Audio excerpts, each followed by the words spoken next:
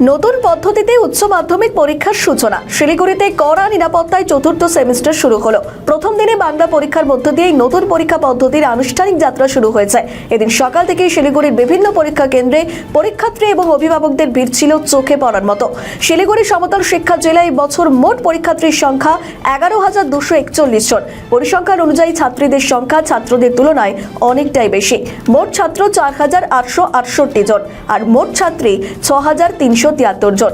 পরীক্ষা প্রক্রিয়াকে স্বচ্ছ ও নিশ্চিত করতে পর্ষদের পক্ষ থেকে নেওয়া হয়েছে নজিরবিহীন ব্যবস্থা। শিলিগুড়ি মহকুমায় মোট 35টি ভেন্যু নির্ধারণ করা হয়েছে, যার মধ্যে 17টি মূল কেন্দ্র হিসাবে কাজ করছে।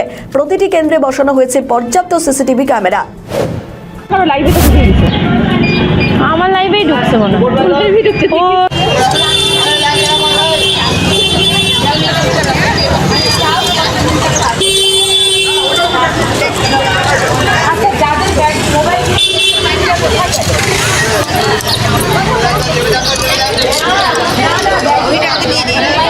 আমাদের ভিডিও ভালো লাগলে লাইক ও শেয়ার করুন। কমেন্ট সেকশনে আপনাদের মতামত জানান।